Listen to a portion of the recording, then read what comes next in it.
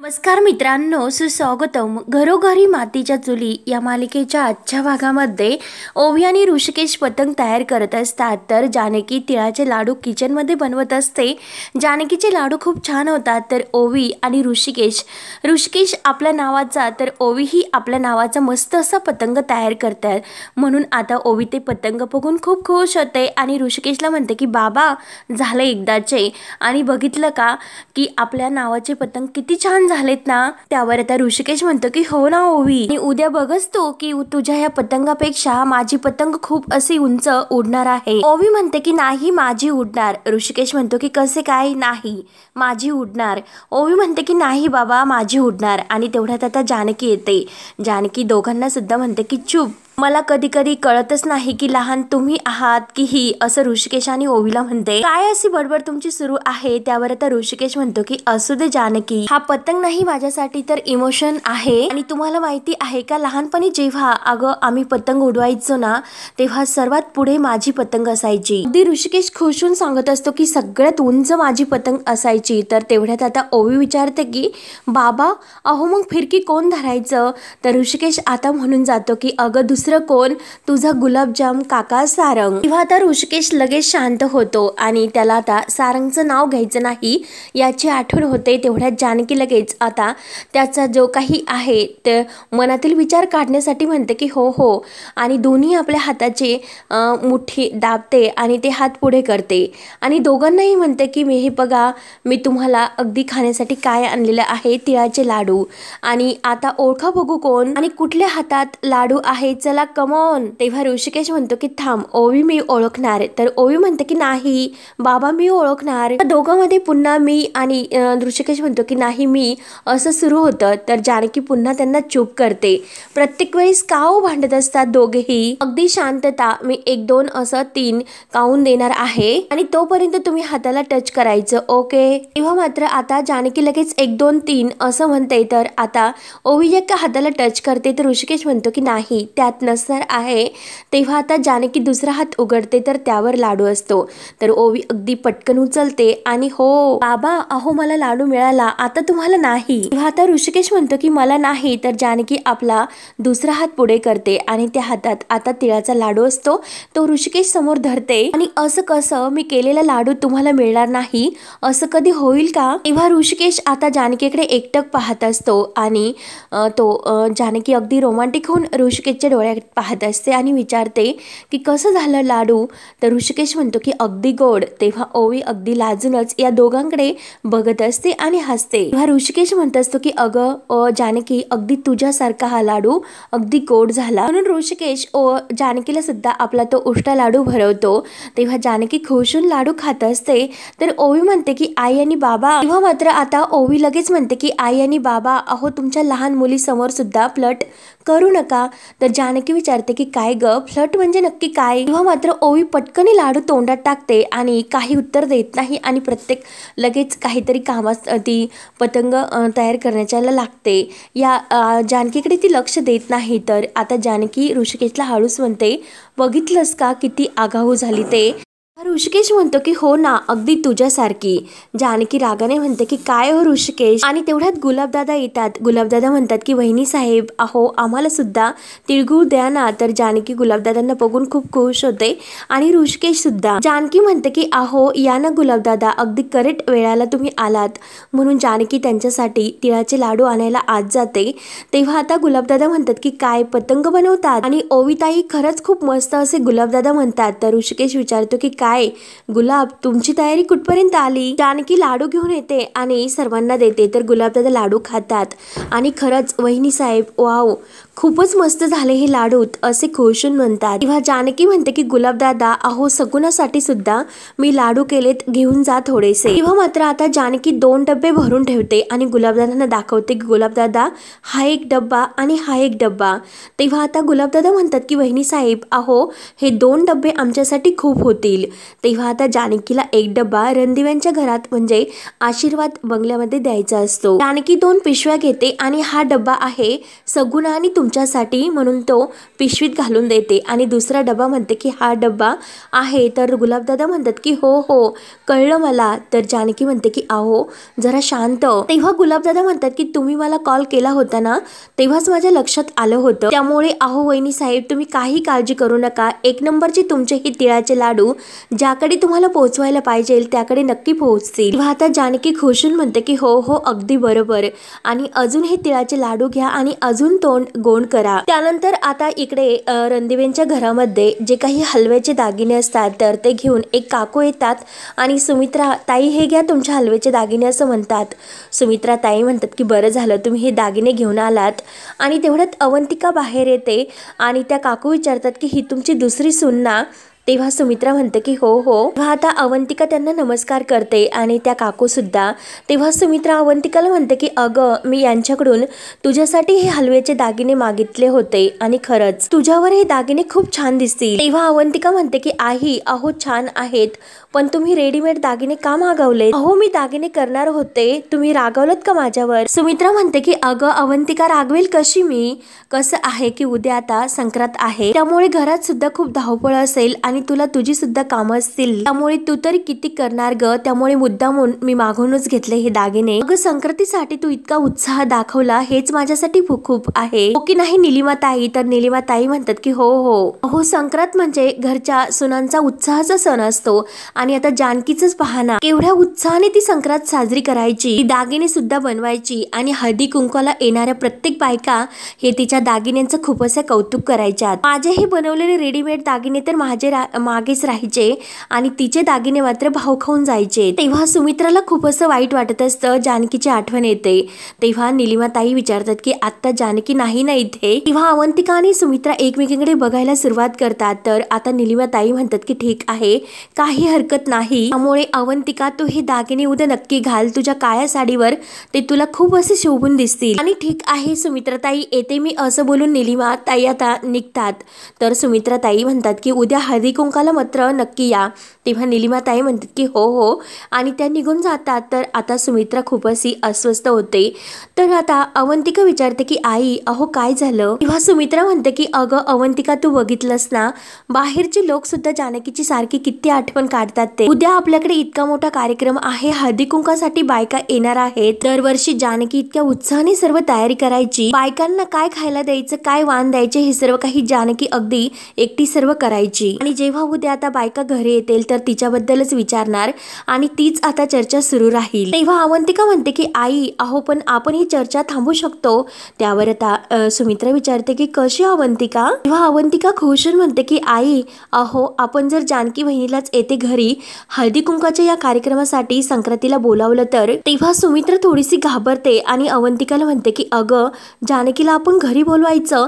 तर अवंतिका म्हणते की हो आई अहो शेवटी रणदिव्यांच्या घरातील ही संक्रांत आहे, मग जानकी बहिणीशिवाय ती कशी पूर्ण होणार? आणि तेवढ्यात गुलाबदादा धावत येतात आई साहेब करत। तेव्हा आता सुमित्रा विचारते की काय रे गुलाब काय झालं? तेव्हा गुलाबदादा म्हणतात की अहो आई साहेब आणि ते पिशव्या दाखवतात बघा की उघडून।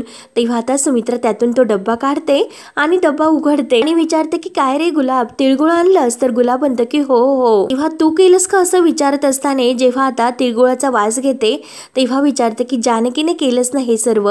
तेव्हा आता लगेच गुलाबदादा म्हणतात की हो हो तुम्ही एखादा लाडू खाऊन पहा। म्हणून आता सुमित्रा एक तिळगुळाचा लाडू घेते आणि खायला लागणार तोच तिला आता सारंगने जेव्हा तिच्या हातातील तो पेढा फेकून दिलेला असतो त्या क्षणाची आठवण होते। सुमित्रा लगेच तो लाडू डब्यामध्ये ठेवून देते आणि गुलाबला म्हणते की नंतर खाईल, तू आतमध्ये ठेवून दे हा डब्बा। तेव्हा मात्र आता गुलाबदादा आत जातात। तर अवंतिका म्हणते की आई अहो मला माहिती आहे की तुमच्या मनात काही असा कडवटपणा आहे, पण आई अहो कडू झालेले नात्यांना वाईट झालेल्या नात्यांना गोड करणं हाच तर संक्रांतीचा हेतू असतो। तेव्हा आता सुमित्रा मनात म्हणते की माझी तर मनापासून इच्छा आहे पण या सगळ्याला मी कसा होकार देऊ हेच मला नाही कळत।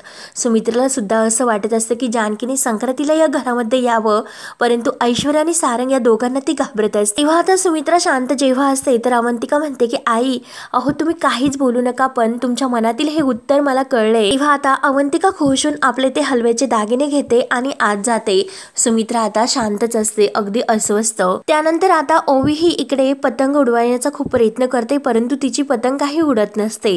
ती अगदी म्हणजे फिरवण्याचा प्रयत्न करते, परंतु काही होत नाही. आणि जानकी आता बाहेर फोनवर बोलत असताना येत असते आणि मात्र ती आता ओवीचं हे जे काही फोनवर बोलून झाल्यानंतर पाहते तर तिला खूप असं हसायला येतं. तेव्हा आता ओवी आईला बघून म्हणते की अगं आई, येथे माझी पतंग उडत नाही आणि तू मात्र हसतेस. तेव्हा जानकी ओवीजवळ येते आणि ओवीला म्हणते की नाही ग माझी परिराणी, मी तुझ्यावर नाही हसत, पण बाळा अगं येथे कुठे तू पतंग उडवते. पतंग उडवण्यासाठी छान असं वारं लागतं, मोकळे मैदान लागते किंवा काही जण गच्चीवर सुद्धा पतंग उडवतात. इथे आपल्याकडे अशी जवळजवळ घरं आहेत, झाडे आहेत, त्यामुळे हे पतंग येथे नाही पॉसिबल. आणि हे काय ओवी, एका हातात पतंग आणि त्याच दुसऱ्या हातामध्ये फिरकी धरली. अगं असं नाही चालत, कोणीतरी एकाने पतंग धरायची आणि कोणीतरी फिरकी, तेव्हा तो पतंग उडतो. तेव्हा ओवी खुश होऊन लगेच म्हणते की आई हे धर, फिरकी तू धर आणि मी पतंग उडवते. तेव्हा जानकी म्हणते की आता ओवी अभ्यासाला बसायचं, चल बरं लवकर. म्हणून ती ओवीच्या हाताला धरून चल असे म्हणत असते. ओवी म्हणते की नाही नाही आई, नाही मला पतंग उडवायचा. जानकी म्हणते की नाही कसं नाही ओवी, चल बरं अभ्यास करायचा, उद्या संक्रांत आहे, आपण उद्या पतंग उडवूयात. आणि तेवढ्यात जानकीच्या मोबाईलवर अवंतिकाचा कॉल येतो. तेव्हा जानकी अवंतिकाचा कॉल घेते. तर अवंतिका म्हणते की हो वहिनी, अहो वहिनी तुम्ही केलेले तिळगुळ कसले कडक झालेत. तेव्हा आता जानकी विचारते की काय अवंतिका कडक. जानकी लगेच म्हणते की अरे देवा, यांनी खाल्ले तर ते काही म्हणाले नाही, म्हणून जानकी लगेच ओवीला विचारते की ओवी अगं तू तिळाचे लाडू खाल्लेत ना, मग मला नाही सांगितलं की कडक झालेत म्हणून. तेव्हा ओवी म्हणते की नाही अगं आई, एकदम सॉफ्ट झाले होते. तेव्हा मात्र आता अवंतिकाला हसायला येतं. तर जानकी म्हणते अगं अवंतिका काकू म्हणते. तेव्हा आता लगेच अवंतिका अगं कडक असे म्हणणार तोच.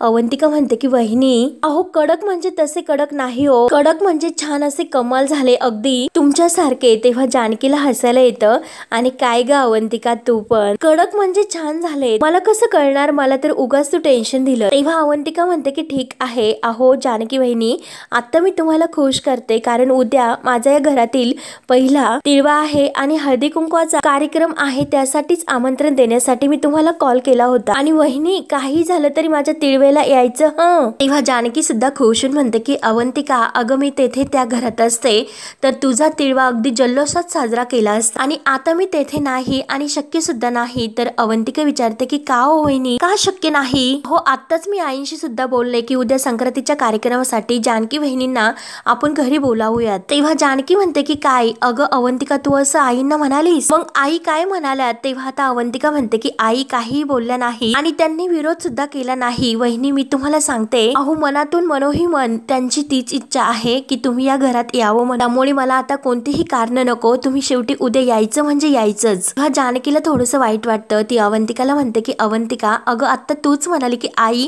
काहीच म्हणाले नाही म्हणून, त्यामुळे नको ग आता, आणि यांना सुद्धा मी तिकडे आलेलं नाही आवडणार. तेव्हा अवंतिका म्हणते की अहो तुम्ही दादांना कन्व्हिन्स करा प्लीज. अहो वहिनी प्लीज, तुम्ही कोण आहात बरं, द जानकी वहिनी, दादांना सहजपणे तुम्ही कन्व्हिन्स करू शकतात. आणि हे बघा वहिनी, मी काही ऐकून घेणार नाही, तुम्ही यायचं म्हणजे यायचंच. आणि हे बघा जर तुम्ही आला नाहीत तर माझा तिळव्याचा कार्यक्रम नाही होणार, एवढं मात्र नक्की. आणि बाय वहिनी बाय असं करून अवंतिका लगेच फोन ठेवते. जानकी म्हणत असते की अगं अवंतिका ऐकून तरी घे हॅलो, परंतु अवंतिकाने फोन ठेवलेला असतो. त्यावर आता जानकी म्हणते की खरंच ही मुलगी सुद्धा खूप हट्टी आहे. तेव्हा मात्र आता लगेच म्हणजे अवंतिका ही फोन ठेवल्यानंतर आपल्या मनाशी बोलत असते की मी माझ्या जानकी वहिनींना तर ओळखते, त्या उद्या नक्की येणार म्हणजे येणारच. परंतु आता मात्र अवंतिकाच्या मागे ऐश्वर्या ही पायरीवरच उभी असते आणि ती हे सर्व काही बोलणे ऐकते. तेव्हा आता अवंतिका तर आत जाते, परंतु ऐश्वर्याला समजतं की म्हणजे ऐश्वर्या मनात म्हणते की अच्छा म्हणजे हा डिनर सेट उद्या आता या घरात या कार्यक्रमाला जानकीला घेऊन येणार आहे, तर त्यामुळे आता वाटच बघ का ना जानकी येथे येईल आणि ना तिचा हात तिळवा होईल. संक्रांत आहे ना उद्या, मग तुमच्या सगळ्यांची संक्रांत मी कशी गोड करते ते बघतच राहा. तेव्हा मात्र आता इकडे जानकी ही फोनवर बोलता बोलता ओवी तर तोपर्यंत ही पतंग उडवायला निघून जाते आणि जानकी मागे वळून पाहते तर तर ओवी नसते. तेव्हा आता जानकी म्हणते की आता ही ओवी खरंच किती आगाऊ आहे, कुठे गेली असेल लगेच आता इतक्यामध्ये ती, माझी पाठ वळली ना वळली लगेच आणि आतमध्ये गेली असेल का म्हणून जानकी तिला आत पाहायला येते आणि ओवीला ओवी ओवी असा आवाज देते. तर ओवी ही आत नसते.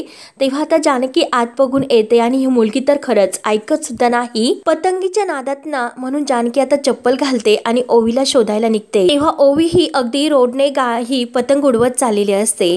तर आता जानकी धावतच येते की ओवी, अगं ओवी गाडी बघ ना पुढे. तेव्हा आता जानकी म्हणते की अगं ओवी मागून गाडी येते, तू आत रोडमध्ये कुठे धावतेस, रोड समोर अगदी.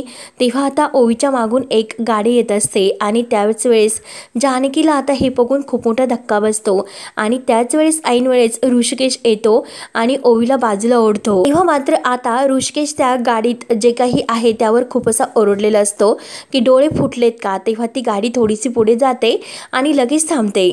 आता ही सयाजी पाटलाची गाडी असते आणि ती गाडी आता परत मागे येते आणि सयाजी त्यातून खाली उतरतो. जानकी धावतच येते आणि ओवीला घट्ट मिठी मारते. ओवीला विचारते की ओवी तू ठीक तर आहे ना.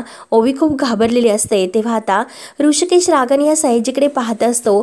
तेव्हा सयाजी आता ऋषिकेश ओरडतो की काय रे. सयाजी म्हणतो की काय रे, मागून काय बोलत होता. तेव्हा आता ऋषिकेश म्हणतो की ऐकायला नाही आलं का, डोळ्यावर काय पट्टी ठेवली होती का आणि कान काही बांधले होतेस का. आता ऋषिकेश भयंकर ओरडतो की रस्त्यावर लहान लेकरू आहे हे सुद्धा दिसत नाही का. तेव्हा सयाजीराव म्हणतो की अरे लेकरू असून दे किंवा पाखरू असून दे, सयाजी विखे पाटील कुणासाठी थांबत नसतो.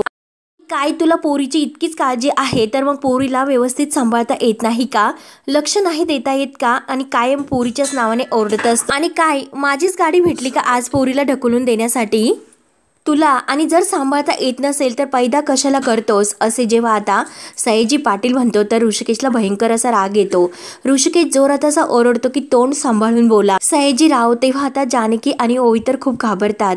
जानकी ही ऋषिकेशला शांत करत असते. जानकी म्हणते की जाऊन द्या ऋषिकेश. तेव्हा आता ऋषिकेश सयाजीला म्हणत असतो की हे बघा सयाजीराव, तुमच्या वयाचा मान ठेवतो म्हणून मी शांत आहे आणि जरा बोलताना सुद्धा तुम्ही सुद्धा जरा भान ठेवा. आणि सयाजीराव एक गोष्ट लक्षात ठेवा की जर माझ्या मुलीला काही झालं असतं तर मी काय केलं असतं हे सांगायची काही तुम्हाला गरज नाही. तेव्हा मात्र आता सयाजीराव म्हणतो की एक गरीबाचा कारभारी एक टेंडर नाही पास केलं की स्वतःला काय समजायला लागला की काय, एवढीच तुला पोरीची काळजी आहे तर तिला डोक्यावर घेऊन फिर. तेव्हा आता ऋषिकेश म्हणतो की माझं काय करायचे हे माझं मी बघून घेईल, तुम्ही मला शिकू नका, जे सांगितलेलं आहे तेवढंच लक्षात ठेवा, नाहीतर पुढच्या वेळेस मात्र गाडीत समोर मी बसलेला असेल आणि मागे तुम्ही.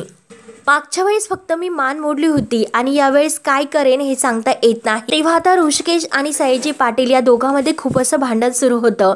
दोघेही एकमेकांना खूप असे हात करून बोलत असतात. तेव्हा जानकीचं त्या कड्याकडे लक्ष जातं आणि नाना जे काही म्हणलेले असतात तर ते कड्याकडे ती पाहतच असते आणि नानांचे सर्व काही ते शब्द तिला आठवतात. आपल्या जोगतीन आईचे सुद्धा सर्व शब्द आठवतात की माऊलीनं दिलं धन्याने विकलं, हातातील सोन्यातच तुझं उत्तर दडलं. आणि तेव्हा तिला त्या सर्व काही याची आठवण होते आणि ती एकटक त्या कड्याकडे पाहत असते. तेव्हा आता ऐश्वर्या जेव्हा सारंगला म्हणलेली असते की सारंग, अहो आपल्याला डॅडाला सुद्धा काहीतरी हे गिफ्ट करायचं ना, म्हणून आपण एखादं छान असं कडं शोधत होतो, म्हणून ते कडं ही ऐश्वर्या घेते. ऋषिकेशचं तेच कडं तिला तिच्या डॅडाला गिफ्ट करायचं असे ते त्यावेळेचे क्षण तिला आठवतात. जानकी आता सयाजी पाटलाकडे पाहतच असते आणि ऋषिकेशकडे. तेव्हा सयाजी पाटील हा ऋषिकेशला म्हणत असतो की काय रे, गावामध्ये शेतकऱ्यांसाठी एक काही ऍप तू बनवला, इतका भाव खातो की काय, आणि नाही तुमच्यापेक्षा मी माझा ऍप भारी बनवला तर माझं नाव सयाजी पाटील विखे पाटील नाही लावणार. तेव्हा आता तो हात अगदी पुढे पुढे करून बोलत असतो आणि जानकी सारखं त्या कड्याकडे पाहत असते. तेव्हा मात्र आता जानकी ते कडं ओळखते आणि लगेच म्हणते की सयाजी काका.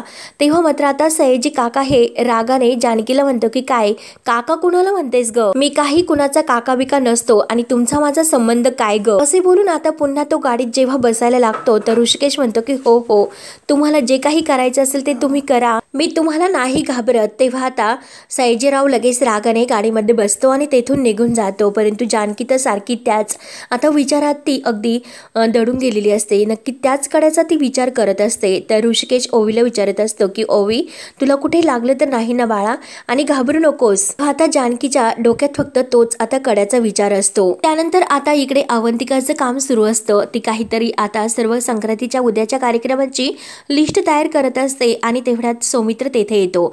तो अवंतिकाकडे पाहतो आणि खुश होतो आणि तो इकडून अवंतिकाला खुणावतो आणि तिकडून पलीकडून येऊन बसतो। तेव्हा अवंतिका इकडे पाहते आणि इकडे वळून पाहते तर काय रे सोमी असं म्हणते। तेव्हा आता सोमी विचारतो की अवंतिका काय ग एकदम कॉफी नोटपॅड वगैरे लॉचा जेव्हा तू अभ्यास करताना दिसायची ना अगदी तशीच दिसते आणि काय ग अवंतिका कसल्या इतक्या नोट्स तू काढतेस ग। तेव्हा अवंतिका अगदी खुश म्हणते की अरे सोमी उद्या संक्रांत आहे ना मग त्यासाठी जे काही विधी आहे त्यामुळे काही असं मिस करायला नको म्हणून सर्व काही व्यवस्थित मी लिहून घेते। तेव्हा सौमित्र सुद्धा खुश म्हणतो की वा म्हणजे कुणाचं तरी उद्या तिळवा आहे तर। तेव्हा अवंतिकाला खूप असं छान हसायला येतं तर ती खूप खुश असते तर सोमी सुद्धा अगदी तिला खुश बघून अगदी खुश होतो आणि छान असे म्हणतो आणि बरं आठवणीने फोटोज पाठव बर का।